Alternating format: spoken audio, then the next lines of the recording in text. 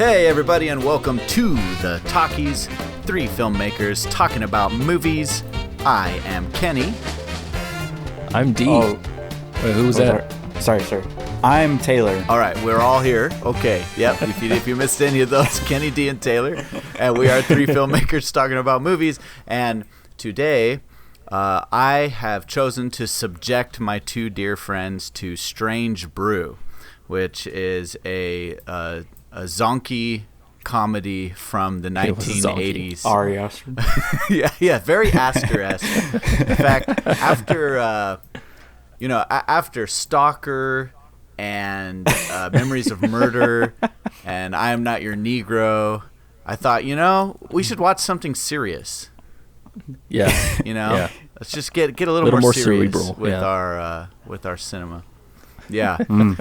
Meditative. So, to me, I chose this for a couple reasons. One was because the three of us really have always had a lot of fun quoting and making fun of the movies of like Monty Python and Mel Brooks, and this kind of is that sort of comedy, but from Canada. And the other reason was I loved this movie in my youth and haven't seen it since, and I wanted to see if it was still fun or just really stupid. And I knew it was a gamble, and I'm like, we're gonna have an episode here where we say where either we have nothing to say or maybe we'll have some fun. So let's hear what you guys thought. Hot takes. Who goes first? D first. D. This was a cartoon of a movie and loved it for that reason. I've actually seen the first part in film class. I didn't realize that was the same movie, Strange Brew. We were talking about parody, and there was that whole first scene, with the intro and everything. But yeah, I loved this movie. I thought it was aged, for a bit, but it was wonderfully aged. I thought it was just completely silly and funny and goofy. So yeah, I liked it. Nice. I also liked it. It was definitely cartoony, like very overtly cartoony. Yeah. And I thought that was cool. And I thought a lot of it was quite funny. I liked that it was like in this. I liked when it hit a perfect like balance between normal and very weird, and the absurd. So until I got into movies by people like David Lynch, this was my definition of what a weird movie was. Like when I was a kid, I would tell people, like, you want to see a weird movie, you got to watch Strange Brew. And just the idea of like a hockey team made of the mentally ill who are controlled by a synthesizer is just delightful. It's delightful. Max von Sydow is in this. I didn't even realize that the last time. Who's that? I hadn't seen it in forever, but the main villain dude is Max von Sydow. What? No, who's the actor you're talking about? Who's that? So the actor, he's a very prestigious, serious actor who became more well known recently for his role in Game of Thrones as the three-eyed raven guy. Oh, the guy that leads Bran, the old man. Oh. He's in The Force Awakens for 2 seconds. And he's in The Force Awakens. Yeah, I remember seeing him. I was like, I saw his face, and I'm like, I know that actor. Yeah. Yeah. Well, apparently he was extremely prestigious and in high demand in like the 70s and 80s. And Rick Moranis wrote the role with him in mind, but never in a million years thought they could get him to do such a stupid movie. But it turns out he had a son who was like the characters of Bob and Doug McKenzie were a thing on Canadian TV before this was made. Oh, yeah, really? so this is like the SpongeBob movie, Played by the Interesting. same. Yes, it's them. Yeah, Okay. they were like a sketch comedy show on. Okay, so on this is Canadian the TV. movie. Yeah, See, I was wondering about Yeah. that because one of the guys Interesting. in the audience in the opening was saying something like, "They did this in their album." this was or on their whatever. album. Yeah. Yeah. Hmm. Yeah, they put out like comedy albums and stuff, and there was like a whole Canadian comic troupe that came out of, like, John Candy was one of the same people that marched with that gang. America just does not know about anything that comes out of Canada. It's like we just do not pay attention to Canadian media at all. But it was like their Saturday Night Live kind of thing. That's where they came from. I was surprised to see Max von Sydow in the credits. His name popped up, and I was like, "What the hell? What the hell is he going to be in this movie doing?" And I think he was probably one of my favorite roles in the movie. Pretty outrageous, like maniacal villain. Yeah, it's really funny, and his performance is really good because he's such a good actor that it's funny to see such a good Yeah. actor in such a Well, a lowball and it's the movie, only you know? role in the movie where you could tell the director's like, I want you to take yourself seriously. Yeah, pretty much Yeah. play it straight. Yeah. Yeah. I really loved when he threatened to crush the guy's head. Yeah, he's like, I can crush your It's the skull kind right of now. movie where you don't have to give any visual evidence as proof of a thing. He could literally just say, I can crush your skull, and now it's true in this movie. Like, he has that power now. I loved all the just the completely cartoonish stuff that happened. Like, it got way absurd in the end. Like the But, flying like, dog. Yeah, but even like beyond the flying dog, there was like when the dog landed and everyone yelled skunk and then like left. Like, that's such a thing that would just happen in a cartoon. I just love that. This movie, the part that made me go, this is my jam, like this is my type of movie, way back then and still now, is the first 5 minutes. Like, I just love, I love the fourth wall breaking. I love the intro within an intro within an intro to the movie, sort of set up. It was like the first shot where where we start on the MGM lion. And then we kind of like go around and then go behind the Yeah. lion. I've Flipping the tail around. I've loved that kind of shtick for my whole life, and I've always wanted to play with that kind of stuff. And we have played that's with actually that kind of stuff together. We have, yeah. Yeah. But I think the reason why all three of us, I mean, when we first worked on the film set together, the film set that we worked on had a lot of this kind of humor in it, and I think that's kind of what we loved so much, and that's what brought us together in that time was replicating that kind of fourth wall break kind of stuff. Yeah, if that project had good directors, Yeah, it would be this movie. yeah, that's funny. Yeah. Oof. I Kinda like oof. the. I think probably my favorite joke in the movie was in the beginning when they're running away from the theater, and some father with his daughter stops them, and he's like, "My daughter saved up their whole allowance to see this movie." What am I going to tell them now?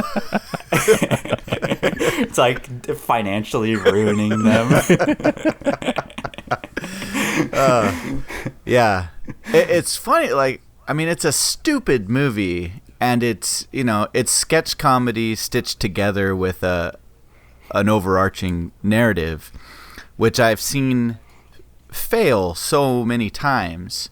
And that's kind of what I was afraid of seeing when I revisited this after more than a decade. Would just be like, oh yeah, it's just kind of got funny stuff in it, but it's just kind of a stupid thing. But it actually it held my attention from beginning to end in terms of telling a story. As silly as a Yeah. story it was, The story was kind of hard to follow for me, and but because there were so many different things going on, and it wasn't that the jokes got in the way, but it was just like I was like, wait, is there a ghost? Like, is the guy revenge from like his death, and he's a digital ghost? And clearly, D, a piece of his soul is in the computer system, which we had to infer. And it was it was perfectly explained by Brewmeister, villain, and he said, "There's no explanation in science for this. Right. No need to worry. So we're not going to worry about it." I love that line. But I mean, there's no explanation in science that he's just for the first time thinking about this concept. Is he aware of a bunch of science that's already gone over it? Or he's like, he's just thinking about all the history of science. He knows all science. He knows all science. Did he like run some like experiments just in that instant, or no? He's been seeing this ghost for months. Yeah. He's already ruled out all scientific explanations. It's funny. The movie, when I tried to explain it to Amy, and I said, because I wasn't aware that this was like a the movie form of a show. To me, it just felt like a dim-witted duo comedy. Yeah, kind of like Dumb and Dumber, or Step Brothers is another one that comes to mind. And it was interesting because it worked really well as that kind of comedy, but it only worked, I think, because of the chemistry between the two, between Rick Moranis and what's his name? Yeah, those two like riff off each other really well. And Dave Thomas was the name of the other guy. Dave Thomas, right. But and you could tell it was like a lot of their banter was just their kind of improv shtick that they've probably been doing forever. Yeah, that was some funny stuff. I was trying to figure out like what would make the difference between a movie like this and like Step Brothers, for example. Like the only reason why I quote Step Brothers is because it's the most recent one that comes to mind that's kind of the same genre. But like, dude, Step Brothers is like so much, worse than this kind of movie. Yeah, and it's weird to think about. I don't know why. I mean, the type of humor. It's a very different type of comedy. Yeah. I mean, like I, even though the comparison doesn't seem obvious, I do feel like this is more like a Monty Python and Mel Brooks type humor. Yeah. Oh man. Speaking of Mel Brooks, just the first name Mel. Mel Blanc was in this movie. I thought that was pretty funny. The guy who did a bunch of voices for Hanna-Barbera. Yeah. Played the dad. That was cool. Yeah, and apparently this was in the trivia I looked up. He did the voice of Barney Rubble in the Flintstones. And Rick Moranis... He did over 400 voices. Rick Moranis later played Barney Rubble in the live-action Flintstones movie. Oof. This was Rick Moranis' first movie, by the way. He hadn't been in any movies at this point. That's what I thought that was the case. Like, he's so young. He's like, he looks really young. Yeah, that was crazy. Yeah. Same with who was the dude that played the hockey player? Is this Agnes? Is that his name? Or he's in Star Wars. Yeah, he's in Star Wars. Yeah. Dude, that guy looks exactly like exactly like Michael Shannon. Yeah, Michael he Shannon. does look a lot like Michael Shannon. Yeah, you're right. That was the bigger Michael name Shannon. that was in my head. Yeah, I thought so much that I was like, is this guy like his dad or something? I was like, yeah, no. It's crazy because like he's iconic now, but he looks way different. Since he's so old. Oh yeah, the guy in the movie. Yeah, Agnes. So he another bit of trivia. This movie takes place in 1984. It was shot in 1982, though, and Return of the Jedi came out in 1983. And so when they made that joke about, when he's in the hockey gear and he says like, "I am your father." Yeah. And then Rick Moranis says, "Oh yeah, this guy went and saw Jedi 17 times." It hadn't even come out yet. Wow. And they called it Jedi because there was still an ongoing debate about whether the movie would be called Return of the Jedi or Revenge of the Jedi. Wow. Yeah. That's funny. Yeah. That's why crazy. they only reference Empire Strikes Back with the lines. Yeah, the line, yeah. And they're speaking to a guy who was in Right. the movie. That's so funny. Yeah. Yeah. That shows you how, a little side thing, but like how big pop culture icon Star Wars was so fast that it was being Yeah. referenced in movies like almost immediately. Yeah. Yeah. Yeah. Yeah. Wow. Yeah. Star Wars Hour. Okay, Star Wars minute real quick. Well, there's so much Star Wars in this movie. Max von Sydow and that hockey player guy. Well, and they also use the a references. hydraulic lift lowering the van to try to look like a landing yeah. spaceship. And they did that in Star Wars too. So damn, they're like the same it's movie. the same movie. I They share so much love DNA. their sci-fi movie that we didn't get to see so much. I love that he's Yeah. wearing a jockstrap because it seems like a direct reference to Clockwork Orange. Interesting. I didn't see that. That's funny. And did you notice when they go running out of the theater, the movie posters for the movie? Mm-mm. No. So like the street, it's worth going back and seeing it again because there's a legit movie poster for their sci-fi movie all over the street when they're running up and down the street. Nice. Yeah, it's That's funny. pretty funny. And dang, they went. So this movie had like $5 million worth of budget, and I know that went a lot further in 1982. But they went all in on launching that car into the bay. Yeah, that looked like the most expensive shot. Yeah. Yeah, to I was me. gonna say probably was. And I'm like, they just sunk that van. That van's not coming back. Yeah. These are the things you can do in Canada. When they went underwater to go pick up the van, I was thinking at the time when the van crashed, I'm like, okay, so they're obviously drowning, and then this whole time they're like, oh yeah, they're drowned. They're not coming back, and I'm like, man, how are they gonna get out of this? Like, I was really legit, like hooked in, trying to figure out how they're gonna play off of this. Well, The that was most beer bottles. unnecessary sacrifice ever. That was so strange. So despite the silliness of surviving off of air bubbles in beer bottles, they full on shot that underwater. Yeah. Like, Yeah, that looked hard. I think the van was full of water too. Like that was real. Yeah, that shot of I forgot the dude's name. Dave Thomas, is Yeah. that his name? Yeah. That was incredible. Like, just seeing, like, I'm just looking at the shot and I'm just like, he is underwater. Like, I look at And they got coverage of it too. yeah, like I see the what was the movie that Shape of Water. Like, I watched that movie and I'm just like, wow, it looks like everyone's underwater. That's so crazy. Yeah. But then you look at this and you're like, holy shit. No, that is water. Like he is in a van full of water underwater.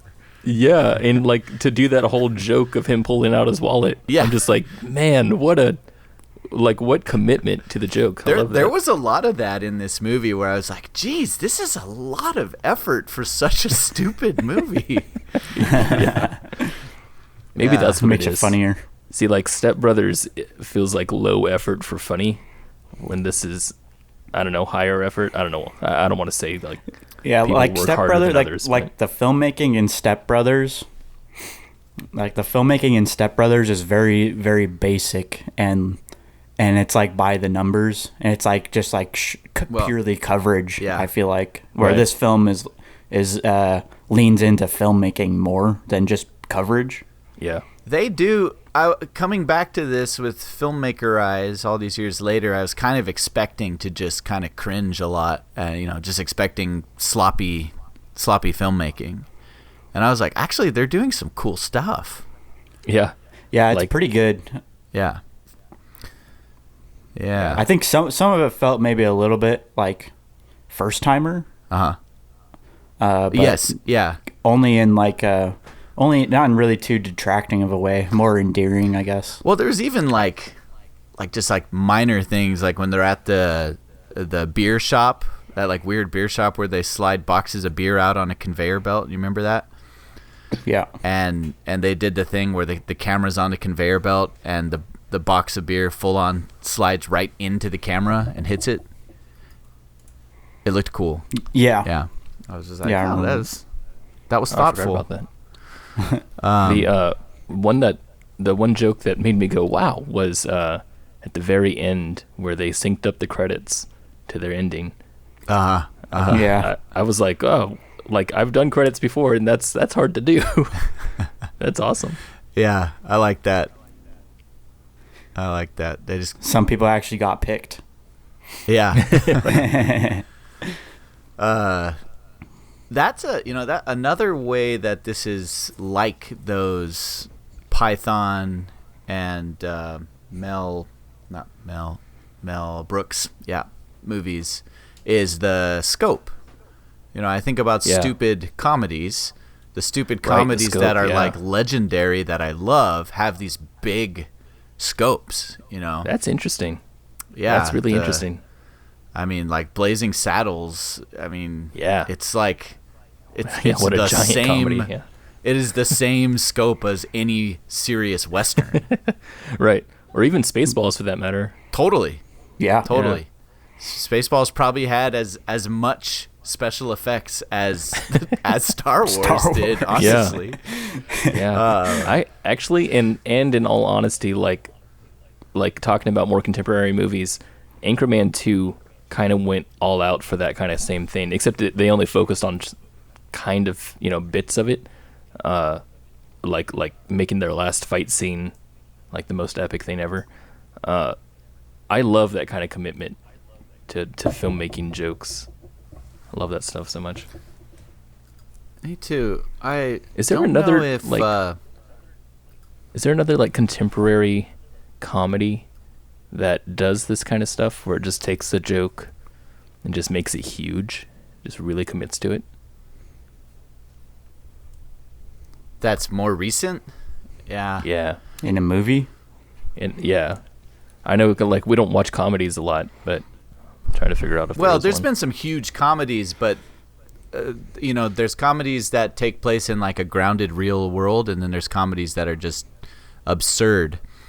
And you don't see that's what I was many gonna absurd comedies that have big scope, like this and like Yeah. Mel I Brooks. guess that's what that is. Whereas that does seem like there's Tropic Thunder is obviously a huge movie, but it's even though it's silly, it doesn't have the same kind of absurdity.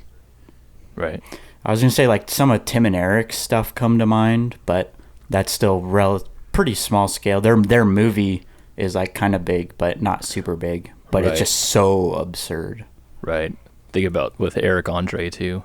Oh yeah, but again, that's not like huge scope really. Even so, yeah, interesting. So this is the only movie that Rick Moranis has directed. I'd be curious to see him helm another movie. Wasn't he supposed to be? Isn't he like in a new series with the Shrunk shtick on Disney Plus? Another shrunk the kids thing. Honey, I Shrunk my Yeah. dick. Ho ho ho ho ho. I got. I I could. We could go on and on that one, but I'm just gonna let it go. Just gonna let that one go. I don't know about that. Oh yeah, here it is. Shrunk. He's coming back as Wayne Zelinsky. Wasn't he in retirement for a long time? Yeah, Yeah. he took a That's what made me go, what? long hiatus from Hollywood to just do the family thing. He's like, I guess I'll raise my kids. Yeah, he was like, you know what? I'll pay attention to my kids. Interesting. Yeah. That's interesting. Strange choice. Yeah. Yeah, I don't agree with not it. how I would have done it. I don't agree Yeah, with definitely that. not how I would have done it. Yeah, you can't let Straight adoption for those bitches. you can't let your kids impact your lifestyle. You can't. No, you know? you cannot. You cannot. Absolutely filmmaking comes first. Advice from Dean Taylor. Sage wisdom of Dean Taylor. I think I got one little critique. Oh no. Really? There's something bad with this movie? There's nothing wrong with this movie. I know this flawless film. How I dare know. you. I know. I'm going against the grain here. It felt a little long for me. I think it overstayed its welcome a little bit for me. I feel like disagree. almost all movies like this do that. Yeah, Yeah. And it's funny because it's still only an hour and a half, but with comedy, it wears thin pretty I quick. felt like does, it was yeah. close. For me, it was literally the ending where I was like, when is this going to end? You know? Yeah, like the very Right. last thing. Yeah, you know? like them They probably- joking about the beer truck, and I'm just like, I hope Yeah, it's I like- hope we don't go anywhere with them. Like That's this what- should be that- over now. That's what I thought. I really thought, I was like, wow, we're really going to go do like another thing right now? And then they drove off and credits rolled, and I was like, oh, okay, that's kind of Thank God. abrupt, but all right. They could have shaved maybe like 15 minutes off of it. Yeah, at the 8-minute mark, or I mean, when there was 8 minutes left, when they were just introducing Oktoberfest, and I was like, wow, like this is a whole nother arc. What's going on here? But sure enough, it was just 8 minutes, and it was just because there was a joke to end the whole movie, with the skunk dog. The skunk Which dog worked, is the grand finale. Yeah. Yeah, when There they is just weird one 'cause- like Rick Moranis drinking all the beer feels like the grand finale. it does, yeah. that does actually. Yeah, it kind of felt like it And should he's have wrapped putting up. out the fire. Sure. Oh man. There's a story jump in here that felt like an editing, like they cut something out and just decided to run with it. Where when they start playing hockey together, like without any explanation as to why the two of them are like, hey, let's go play hockey with everyone. It just cuts to You mean when they were all dressed up also? yeah, to play hockey. Yeah. Like there's no explanation or segue. It's just we cut into a scene and they're there and they're in hockey gear and they're like, okay, you're going to play hockey with us now. And That's funny Yeah. because when that happened, I was thinking, oh, I must have missed something, but whatever. yeah. This bothered me when I was like 12 because I was like, why are they there? Why are they playing hockey? And it feels like there's a missing scene. I think something got cut, whether for timing or budget or something, but there's a piece missing there. In the end, who cares? Because it's a lovely, stupid movie. Pretty Yep. much. Yeah. And every so often on the Talkies, I think it's worth delving into the stupid. That was a great pick. Right after Stalker. Yeah, Yeah. felt like we needed to cleanse the palate after that Yeah, Stalker. exactly. Ugh. And how could you follow like Stalker with like another drama? Like that'd feel weird. Well, You gotta it's go funny because different. as much as I want to be a Tarkovsky, like there's a big part of me that I want to make that type of movie. I also want to be Mel Brooks. Yeah. Like I have both of those types of movies inside of me wanting to come out. Yeah. Yeah. So That's cool. I dig. Should we move into pizza rating this? Yeah, it's pizza. Let's pizza. Let's. Pizza it. All right. So if you're new to the program, we don't always cover movies like Strange Brew. First, I should tell you that. Secondly, We cover movies like Stalker. We rate movies. We give them a hard data-based rating using pizzas. Objective. Yep. What? Who goes first? So yeah. Taylor should go first. All right.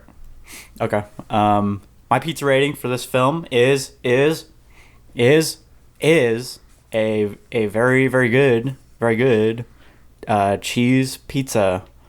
Like just a standard delicious fresh cheese pizza with Parmesan. Dang. That's higher praise than I expected from you. That's quite It sounded like your Stalker pizza. No, Stalker was gourmet, not a chain. This is a chain pizza. This is chain. Yeah, but it's good. But it's good. I would say that. Yeah, okay. I'm gonna say this was this was a chain pizza. I don't know what kind. I don't know what the toppings are, but it's a chain pizza and it's the good one. Like everyone goes to this pizza place and they're like, there's like 3 pizzas that are really good, and this is one of those. For me, it's like a novelty breakfast pizza. like the pizza itself, the dough is like a big pancake, and the toppings is like cereal. like cereal, and maybe there's like some Nutella on it or something. It's not beer. Like Beer batter. I'm not like a beer Deep fried fan, so I can't go there. But yeah, it's just like a silly novelty breakfast pizza, and it's awesome for that reason. I mean, if you went in wanting like a serious pizza, you'd be disappointed. But if it's breakfast and like you just had the kids over for a sleepover and you bring that pizza out in the morning, and then you're a hero. You know, you're like, this isn't a serious breakfast pizza. And everyone goes, ah! That's what kind of movie this is to me. That's good. It's expertly made though. It's like perfect. Expert. Wow. Yeah. What are we watching next week, D? Oh, is it D's turn? Mm-hmm. Yep. And you have to say it now. Oh, we're gonna watch Stalker again. Oh damn. Might as well. Yeah, I'll have a movie ready. It's called Oh, I respect that. I will watch that movie. I will watch that movie before we convene for another Talkies episode. Sounds good. I will watch. Yeah, Taylor, you're gonna watch that too? Yeah, I'll check it out. Sounds good. Well, that's it. You've wasted another moment of your life listening to the Talkies. We hope you enjoyed this episode. Next week, we're watching whatever we said we're watching. Our new episodes come out every single Friday, unless they don't. And, unless they don't, yeah. You can find us on all carriers of fine podcasts as well as YouTube. The Talkies from Karman Line Studios. Thank you for listening. A. Goodbye. Thanks, A.